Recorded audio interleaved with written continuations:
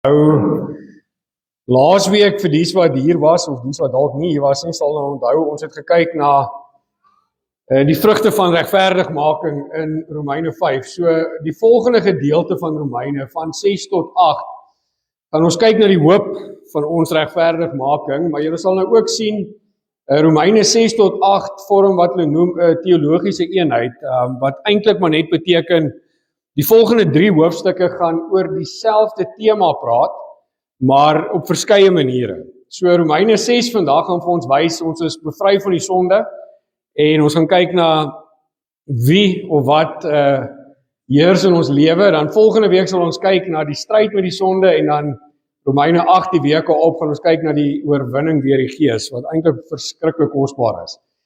So tot en met nou van Romeine 1 tot 5 het Paulus vir ons 'n paar goedjies baie duidelik gemaak. Eerstens, hy het vir ons gewys alle mense sondig. Dan het hy vir ons gewys regverdigmaking kom deur geloof, en ook dat genade is oorvloedig in Christus.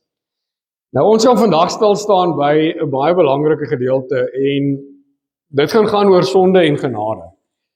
Nou, ek weet ons maak soms die fout, en hierdie is nou maar eintlik net so, ek weet nie wat die Afrikaanse woord vir disclaimer nie, die terms and conditions. Ons lees partymal hierdie dinge, en dan sit ons en dink, met wie praat hierdie woord eintlik nou? Julle weet, ons probeer ander mense eintlik half skuldig maak hier, en onsself verontskuldig.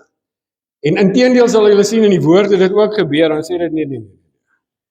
Moenie dink jy is nie soos hulle nie, want ongelukkig ons almal wat hier sit, skiet soms tekort. Na vandag gaan julle wel met 'n keuse gelaat word. En daai keuse gaan moet wees, is jy dood vir die sonde en lewend vir God, of gaan ons nog steeds toelaat dat sonde ons beheer het in ons lewens. Dit is nogal 'n ernstige gedeelte in Romeine, so ek wil graag hê, ons gaan begin by Romeine 6 vers 1 tot 14. Nou Romeine 6 vers 1 sê vir ons, wat sal ons dan sê? Sal ons in die sonde bly dat die genade meer kan word? Nee, stellig nie. Ons wat die sonde afgesterf het, hoe kan ons nog daarin lewe? Of weet julle nie dat ons almal wat in Christus Jesus gedoop is, in sy dood gedoop is nie? Ons is dus saam met hom begrawe deur die doop in die dood, sodat net soos Christus uit die dode opgewek is deur die heerlikheid van die Vader, ons ook so in 'n nuwe lewe kan wandel. Want as ons met hom saamgegroei het deur die gelykvormigheid aan sy dood, sal ons dit tog ook wees deur die aan sy opstanding. Aangesien ons dit weet dat ons oue mens saam gekruisig is, sodat die liggaam van die sonde tot niet gemaak sou word en ons nie meer die sonde sou dien nie. Want hy wat gesterf het, is geregverdig van die sonde. As ons dan saam met Christus gesterf het, glo ons dat ons ook saam met hom sal lewe. Omdat ons weet dat Christus nadat hy opgewek is uit die dode nie meer sterf nie, die dood heers oor hom nie meer nie. Want die dood wat hy gesterf het, het hy vir die sonde eens en vir altyd gesterwe, maar die lewe wat hy leef, leef hy vir God. So moet julle ook reken dat julle wel vir die sonde dood is, maar lewend is vir God in Christus Jesus ons Here. Laat die sonde dan in julle sterflike liggaam nie heers, dat julle aan sy begeerlikhede gehoorsaam sou wees nie.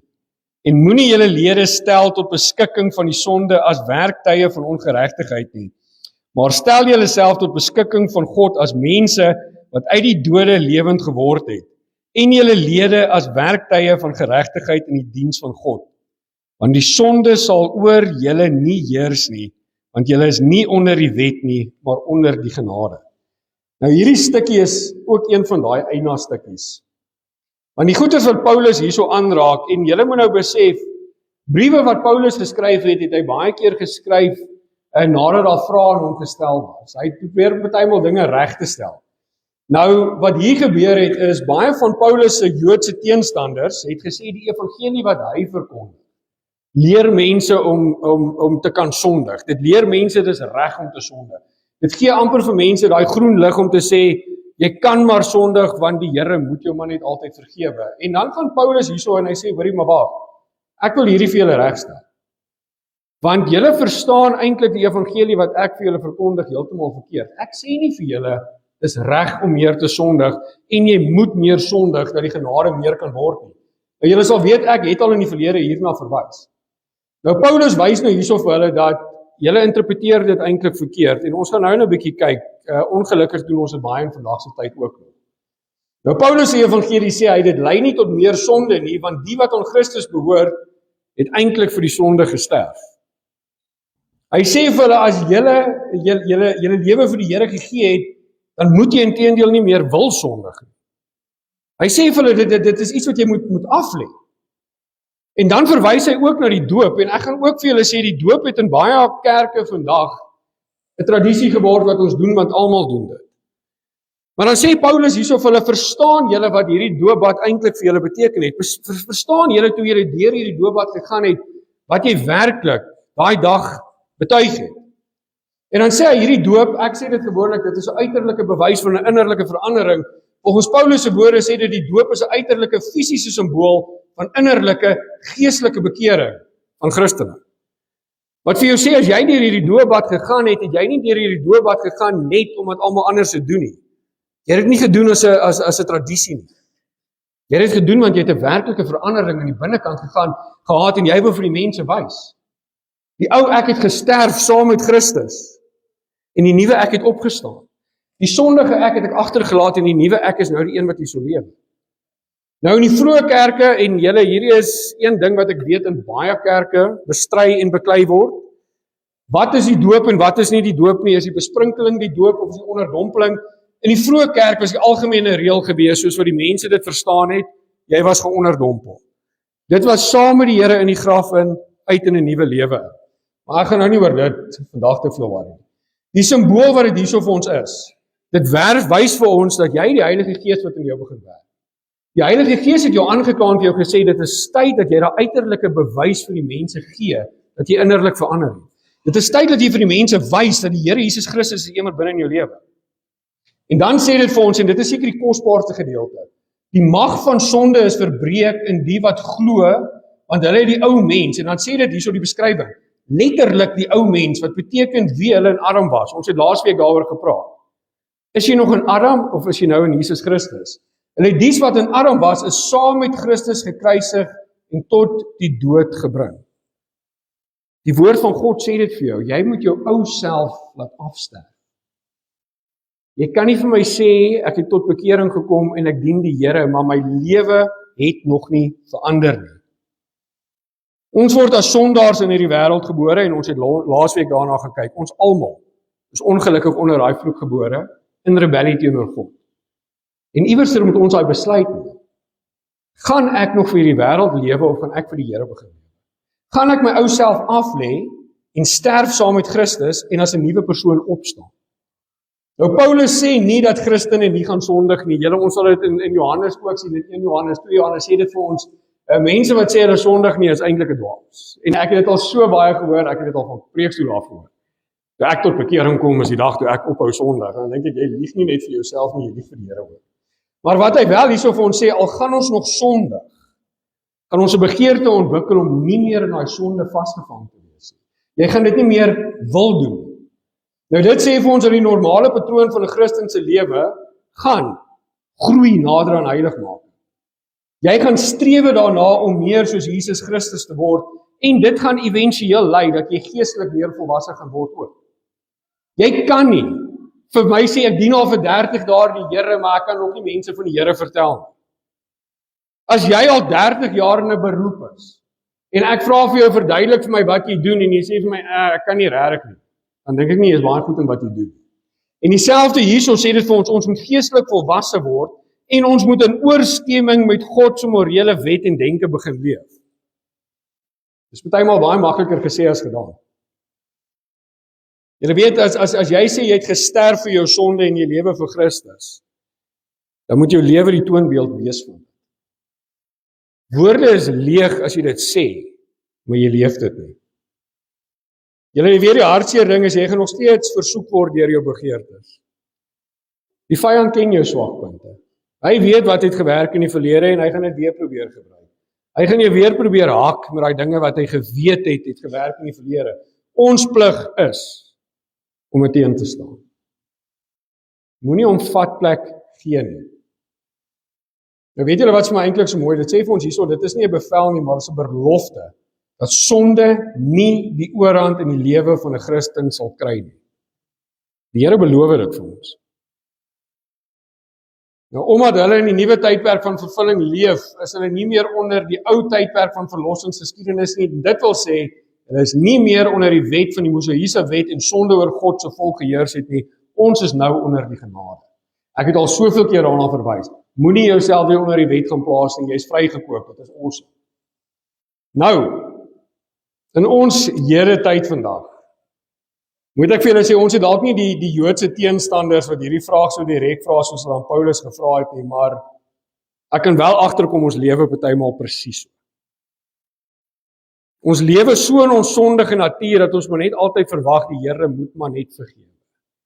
Die Here moet dit maar net oorsien. Die Here moet dit maar net toelaat. Die Here moet ons maar net genadig wees, so asof die Here vir ons werk. Julle weet, ek kry partymal mense wat hulle sondes meer verdedig as die evangelie. Ek kry partymal mense wat uit hulle pad uit sal gaan om dit wat hulle verkeerd doen te verdedig, bo wat hulle God se woord sal vat en sê, ek gaan verdedig wat in God se woord staan. Want ons is so vasgevang in hierdie wêreldse hartlike begeertes. Paulus sê vir ons inteendeel, as julle sy woorde mooi gaan vertaal, wat hulle vir hom sê, moet ons dan meer sondig, dat die genade meer word, is sy woorde in 'n direkte vertaling eintlik, mag dit nooit gebeur nie. Wat Paulus sê, besef julle wat julle eintlik vir my sê. Wat julle vir my sê, maak nie sin nie. Jy noem jouself 'n kind van God, jy noem jouself 'n bekeerde. Hoekom wil jy dan nog meer sondig? Hoekom het jy daai begeerte nog in jou hart, dat jy meer wil sondig? Weet julle wat is die probleem met sonde? Sonde is nooit tevrede nie. Met ander woorde, sonde gaan nooit genoeg van sonde kry nie.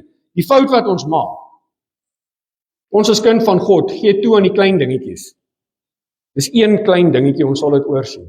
Dis een wit leentjie man. Dis een kinderstorietjie. Een klein dingetjie, volg op nog 'n klein dingetjie, volg op nog 'n klein dingetjie. En die dag wat jy ooit fees, daai klein dingetjies nie meer klein dingetjies nie.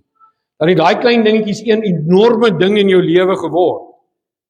En weet jy, dan sal die vyand jou partymal oortuig, jy is nou so vuil.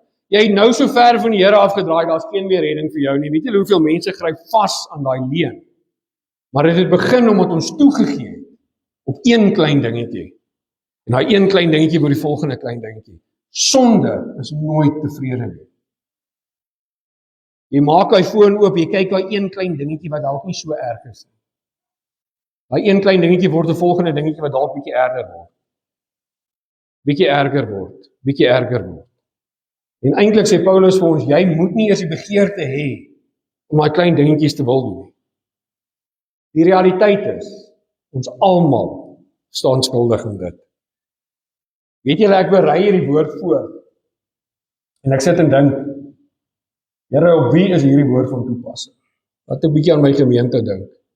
En ek voel of die Here my agter my kop klap, en hy sê, dit begin by jou. Jy staan net so skuldig. Jy doen ook maar goedjies wat jy nie moet doen. Jy dink ook maar dingetjies wat jy nie moet doen. Jy voel op partymal soos wat jy nie veronderstel is om te voel nie. So ons wil baie graag hierdie Romeine 6 vat en gaan toepas op die ander mense. Maar dis julle wat skinder. Dis julle. Kyk na jouself vandag. Hierdie woord is vir elke persoon wat hier sit en jy kan eerlik aan jouself moet wees. Julle weet die dood vir die sonde beteken 'n dood vir die liefde en die heerskappy van sonde in jou lewe. Jy moet sonde begin haat. Ons moet besef dat die heerskappy van sonde in ons lewens verbreek is, of as jy jouself 'n kind van God noem, is dit veronderstel om verbreek te wees in jou lewe. As jy nie uit jou sondes uit kan wegkom, jy vra die vraag, hoekom kan ek nie? Hoekom oorheers en beheer die sonde nog steeds my lewe? Want het jy daadwerklik die besluit geneem om die Here Jesus Christus aan te neem as jou saligmaker? Het jy jou ou self laat uitsterf? Het jy 'n gedaanteverwisseling begin ondergaan? Want dit is my moeilik om te sê, ek het die Heilige Gees van 'n lewende God binne in my. Maar ek lewe soos die wêreld. Jy maak 'n bespotting van God. Jy maak 'n bespotting van sy Heilige Gees.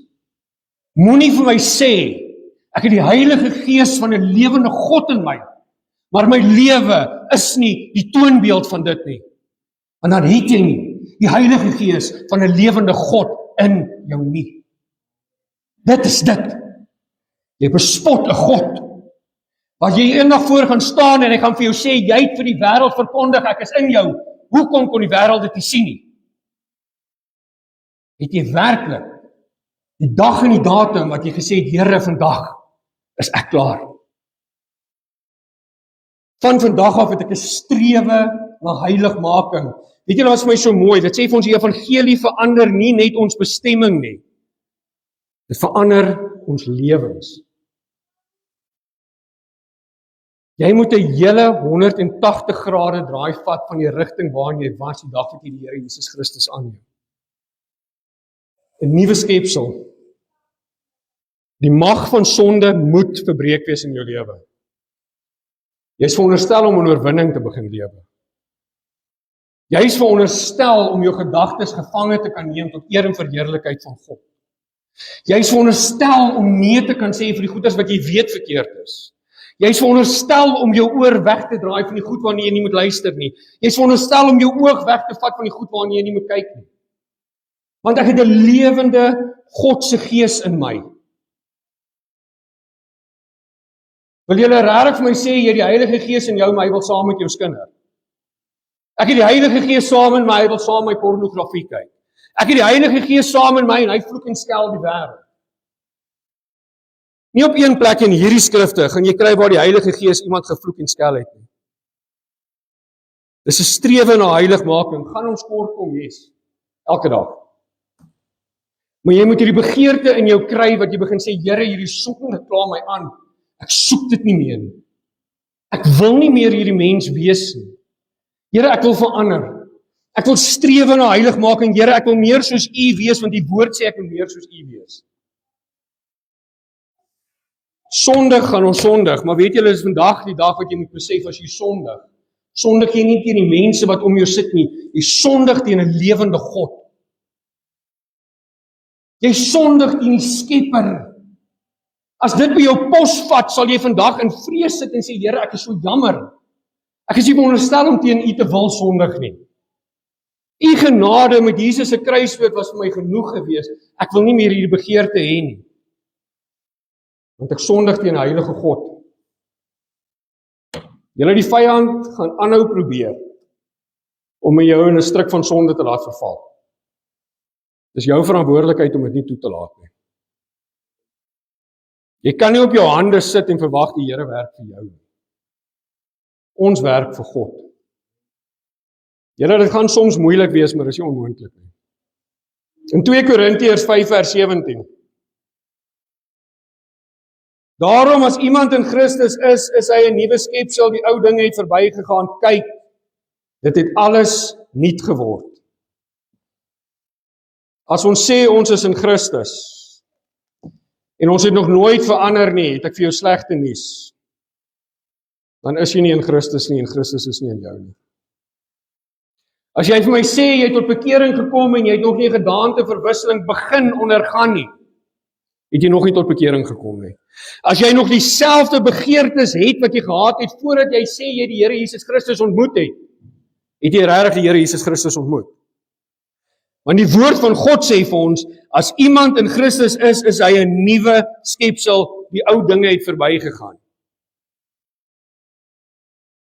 As jy vir my sê, mag ek asseblief meer sondig vir meer genade, is my vraag, hoekom? Wil jy meer sondig as jy my sê jy die Here Jesus Christus in jou lewe? My antwoord is, jy het nie. Want as jou begeerte is om die sonde te dien in steede van die God wat hierdie hemel en aarde geskep het, dien jy die sonde en jy dien nie vir God nie. Romeine 6 vers 15 brei uit op dit. Wat dan sal ons sonde doen? Omdat ons nie onder die wet is nie, maar onder die genade, Weereens, nee, stellig nie. Weet julle nie, dat aan wie julle julself as diensknegte tot beskikking stel, om hom gehoorsaam te wees, julle diensknegte is van hom aan wie julle gehoorsaam is, of van die sonde tot die dood, of van die gehoorsaamheid tot geregtigheid. Maar ons dank God dat julle wel diensknegte van die sonde was, maar van harte gehoorsaam geword het aan die voorbeeld van die leer wat aan julle oorgelewer is. En vrygemaak van die sonde, het julle diensbaar geword aan die geregtigheid. Ek spreek menslikerwys ter wille van die swakheid van julle vlees. Want net soos julle julle lede diensbaar gestel het aan die onreinheid en wetteloosheid om wetteloos te wees, so moet julle nou julle lede diensbaar stel aan die geregtigheid tot heiligmaking. Want toe julle diensknegte was van die sonde, was julle vry van die geregtigheid. Watter vrug dan het julle toe gehad van die dinge waaroor julle nou skaam? Want die eindeinde daarvan is die dood. Maar nou, dat julle vrygemaak is van die sonde en diensbaar geword het aan God, het julle jul vrug tot heiligmaking en uiteindelik die ewige lewe. Want die loon van die sonde is die dood, maar die genadegawe van God is die ewige lewe in Jesus Christus, ons Here. Hierdie sluit vir my so mooi aan. Want hier vra hy 'n vraag wat hy in vers 1 al gevra het eintlik. Wie dien jy? Wie is in beheer van jou lewe? Weet julle, hierso sê Paulus eintlik vir ons morele besluite as 'n Christen is baie belangrik.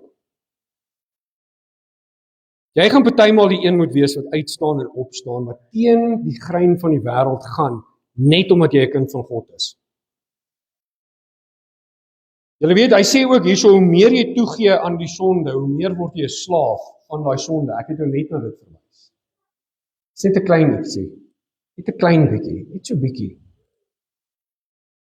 Ek gaan net vanaand so bietjie weer terug in die wêreld inval. My lewe is vir my bietjie moeilik. Ek gaan net vanaand so een dop weer vat. Ek gaan net weer so een keer teruggaan. En weet julle, voor jy jou oë uitvee, sit jy weer in dieselfde plekke waar jy gesit het voor jy tot bekering gekom. Kleine bietjie. Nou Paulus stel dit eintlik so duidelik dat hy sê sonde lei mense weg van die volle vreugde van 'n lewe met Christus.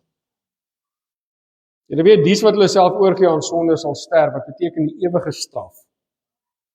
Daar is heidaglik weer 'n groot debat in die wêreld daar buitekant oor, is die hel vir ewig, is dit nie vir ewig nie. Die woord van God sê vir jou, jy gaan vir 'n ewigheid gepynig word. Wil jy regtig daai kans vat? Nadat jy die waarheid gehoor het. 'n Ware Christen sal nooit 'n slaaf van sonde kan wees nie, want as jy tot bekering gekom het, het jy verander. En dit is wat Paulus hier vir hulle probeer illustreer. Hy sê vir hulle, hoewel hy erken dat die illustrasie van slawerny onvolmaak is, beklemtoon dit tog die belangrikheid. Wat hy vir hulle probeer sê is, julle gaan moet begin kies. Wie is in beheer van jou lewe? Wie laat jy toe om jou lewe te oorleef? Is dit die vyand of is dit God? Luister jy na die vyand of doen jy wat die Here van jou verwag om te doen? Julle weet een stukkie wat vir my so uitstaan, sê toe die lesers ongelowig was hulle heeltemal vasgevang deur sonde en die eindeinde van daardie sonde is die dood en dis 'n fisiese en 'n geestelike dood, 'n ewigheid van pyniging. Ons kan dit nie begryp nie. Ons kan nie die totaliteit begryp wat aan die ander kant van die graf vir ons wag nie. Want ons was nog nooit daar nie. Maar as die woord van God ons waarsku oor dit, dan voel ek nogal dit is iets wat ons moet ernstig opneem. Die Here Jesus Christus het in sy bediening meer gewaarsku oor die hel, as wat hy uitgebrei het oor die hemel. En weet julle hoekom? Dit was vir hom 'n werklikheid. Hy het geweet wat wag vir dies wat sterf in hulle sonde. En Jesus het besef dat die mense waarsku dat hulle nie in daai plek van pyniging opeindig nie. En dan kies ons nog steeds om ons ore weg te draai. Julle weet, ons kry Jesus se onverdiende geregtigheid deur daai kruis en dan luister ons nog steeds nie na hom. Nou ek gaan hamer op 'n vraag wat ek nou al van laas jaar af op hamer. Dis al tot vervelings toe het ek hierdie vraag gevra. Het jy wat jouself 'n kind van God noem, al 'n hartsverandering ondergaan? Kan jy, as jy eerlik is met jouself vandag vir my sê, Roan, dit is nie dadelik nie, maar ek streef daarna. My hart het verander. Ek het 'n hart soos wat die Here van my verwag om te hê. Want julle, as jy nie 'n hartsverandering ondergaan het nie, en jy lewe soos wat jy gelewe voordat jy by die Here uitgekom het, dink ek nie jy het ooit by die Here uitgekom nie. Julle weet, ons moet groei in liefde. Daai liefde moet vir God wees, dit moet vir mekaar wees, dit moet vir geregtigheid wees. Ons is nie mal daaroor om te hoor. Ons moet geregtig begin lewe nie. Julle, dit is nie onderhandelbaar nie. Op elke begrafnis sê ek vir die mense, die Here gaan nie eendag jou goed teen jou sleg opweeg en dan bepaal of jy deur die poorte gaan nie. 'n Wedergebore kind van God sal deur daai poorte gaan. Jy kan die beste mens op hierdie aarde wees. Jy kan die mooiste dinge doen. Jy kan uit jou pad uitgaan om 'n opregte mens te wees. 'n Opregte mens sonder God sterf in sy sonde. Julle weet, wat vir my so mooi is hierdie, nee, dan sê Paulus vir ons, wie's jy tot 'n slaaf? Is jy 'n slaaf van die sonde, of is jy 'n slaaf van die meester? Is jy 'n slaaf van God? As jy vandag vir my sê, Roan, ek is 'n slaaf van God, dan moet jy luister vir jou meester, want dis wat slawe gedoen. Slawe bevraagteken nie hulle meester nie. 'n Slaaf probeer dit nie uitredeneer, maar Here dit nie. 'n Slaaf sê, God, as U vir my sê dis wat ek doen, dan doen ek dit. Want ek is nie meer 'n slaaf van die sonde nie. Ek is nie meer 'n slaaf van hierdie wêreld nie. Ek is nou in totale gehoorsaamheid teenoor wat U vir my sê en wat U woord vir my sê. Ek kan nou vir julle vandag hierso een waarskuwing gee, en dit is dat sonde sal jou lewe vernietig. Sonde sal jou verhoudings met mense vernietig. Sonde sal jou mens wees vernietig. Die Here sê vir jou, ek het jou vrygekoop. Weet julle wat is vir die hartseer realiteit van hierdie? Vandat ek voltyds in die bediening is, sien ek dit ongelukkig meer as wat ek dit sou wou sien. En my vraag nou hierso, as jy op 'n Sondag in hierdie kerk sit, en jou sonde oorheers nie jou lewe nie, jy kan hierso selfbeheersing toepas. Hoekom kan jy dit nie van Maandag tot Saterdag by die huis doen? In jou kar doen, nie by die werk doen? Hoekom is dit vir ons so maklik om op 'n Sondag hierso so volgens God se woord te staan? Maar as ek hier uitry, dan is dit weg. Die antwoord is eintlik bitterlik eenvoudig, want hier sien ons jou. By die huis sien ek jou nie. Ek sien nie wat maak jy by die huis nie. Ek hoor nie wat sê jy by die huis nie. Die stories kom soms vir my uit, maar ek weet nie wat doen nie. Julle weet nie wat doen ek. Maar besef julle, God sien jou. Dis baie erger as wat die mense jou sien. God sien nie net wat jy doen nie, hy hoor jou gedagtes, hy hoor jou woorde. Julle, dit is soveel erger. Ons is gister by 'n pastoor bid hier, en die een pastoor daarso, Willie Olbage vertel, hy wou op 'n tyd niks van die kerk geweet het homself as 'n tiener nie. En dit is bewys met statistieke, baie pastore se kinders draai weg van die Here af. En die twee groot redes is, nommer 1, want baie keer is die pastoor nie dieselfde ou by die huis as wat hy hier voor is nie. En die ander ding is, die bediening is baie keer ongenaakbaar, want baie mense voel, as hulle nie van die pastoor hou nie, mag hulle dit op die kinders uithaal. My arme laaitjie loop al deur by die skool. Ek dink hy is 'n pastoor se kind, want dan beteken dit mos jy sit nie 'n voet verkeerd. Die probleem is, dit tel nie net vir pastore nie. Dit tel vir ons almal. O Here, ek wil asseblief hê my vrou moet die Here dien, my kinders moet die Here dien, my ma en my pa moet die Here dien, maar ek gaan nie met voorbeeld lei nie. Ek gaan dit vir hulle sê, maar ek gaan dit nie wys nie. Die mense kyk na jou en dink, hoorie, maar as dit is hoe jy jouself hanteer, wil ek nie jou God dien. Ons dink dis predikante, julle, my vrou sal vir julle getuig van dit. Ek is nie 'n ander man hier so as dit by die huis is nie, ek is net so streng by die huis. Ek is net so passievol by die huis op, maar ek vloek en verskree nie my vrou en my kinders as ek hier uitry nie. Hoeveel keer doen ons dit? Die Here sit kosbare mense in jou hande, kinders van hom. Dan verniel ons hulle. Maar ek is 'n Christen.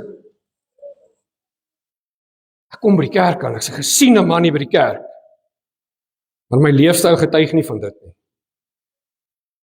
Ons sien dit dalk nie raak nie, maar God sien dit raak. Ek preek hier vergifnis, ek preek hier so liefde, maar my familie voel dit glad nie. Die mense die naaste aan my kan nie dieselfde liefde uit my kry wat julle hier by die kerk kry nie. Dit is vreeslik om te val in die hande van 'n lewende God. Ek voel julle moet begin eerlik wees met julleself. En weer eens wil ek vir julle vra, as jy hier kan selfbeheersing toepas, hoekom kan jy dit nie by die huis ook doen nie?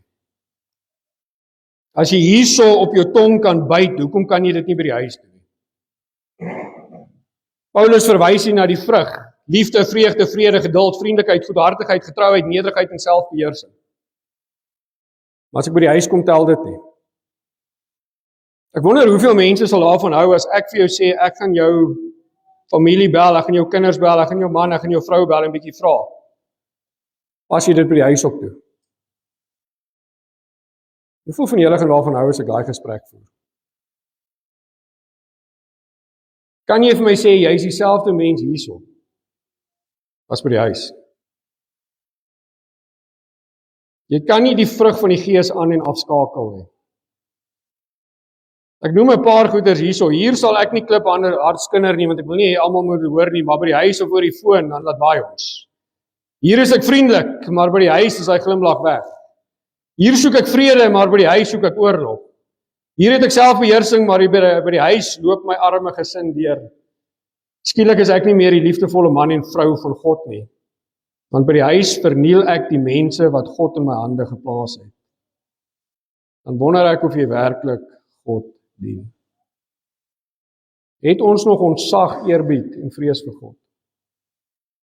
Want as jy ontzag, eerbied en vrees vir God het, gaan jy weet God sien alles. Hy hoor alles. Hy beleef alles. Flou is my, jy flou is God nie.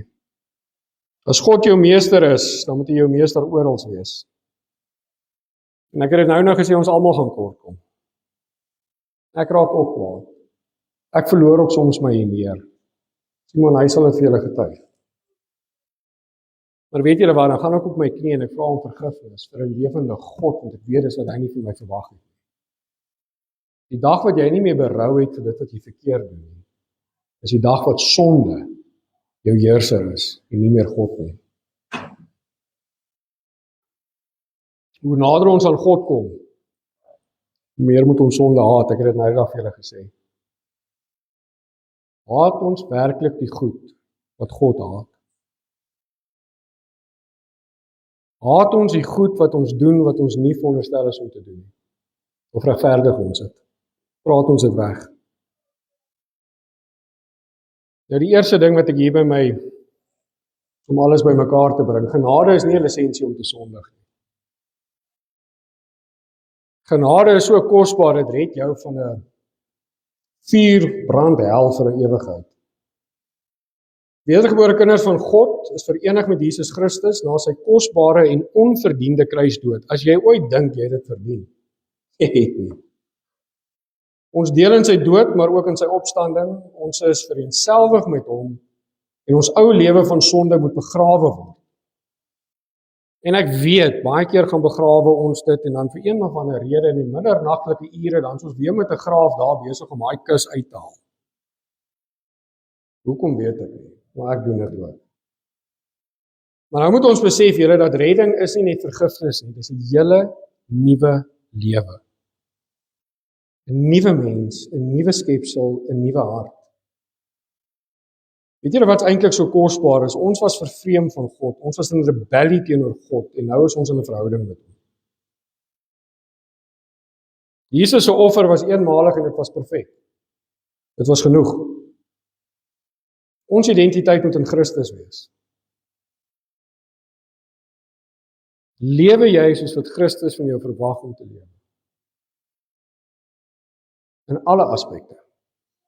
Nie net wat ons hierso sê nie.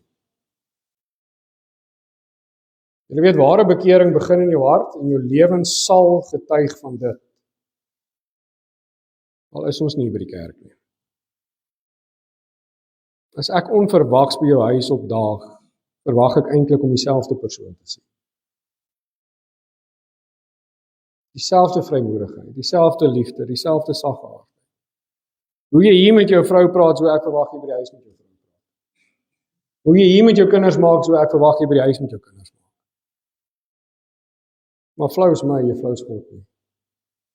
Here, ons moet strewe na heiligmaking. Jy kan nie tot bekering kom en stagneer nie. Jy kan nie tot bekering kom en op jou hande begin sit. Jy strewe na heiligmaking elke dag. Moet daar nog 'n bietjie van jou ou self sterf en dan nog 'n bietjie van Christus in jou lewe kom. Here, al gaan ons nog sondig, moet sonde nie meer hou vas op jou lewe hê nie. Jy moet 'n begeerte ontwikkel. Dat daai ou mens was so vuil, ek kry so skaam vir daai mens, ek wil nooit weer daai mens wees nie. Ek wil nooit weer so reageer nie, ek wil nooit weer so dink nie, ek wil nooit weer so doen nie. Maar ek gaan julle met een vraag los vandag. Net met een vraag. Wie is werklik jou meester?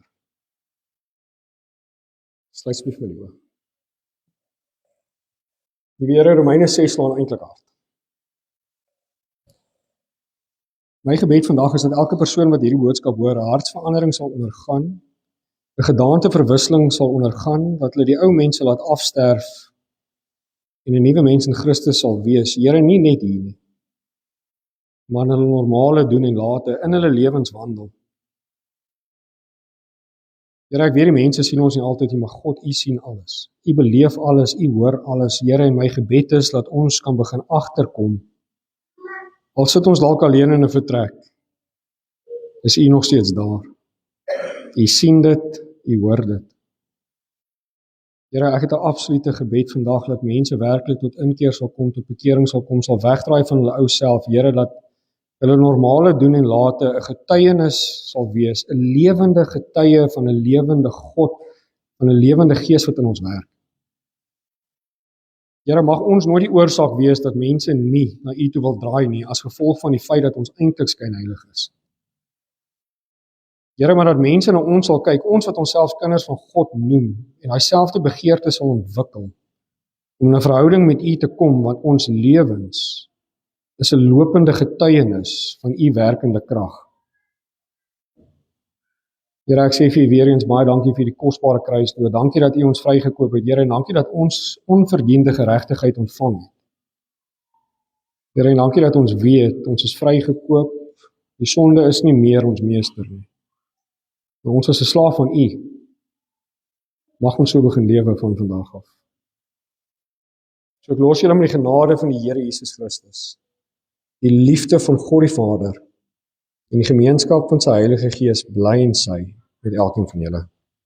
In Jesus naam alleen. Amen en amen.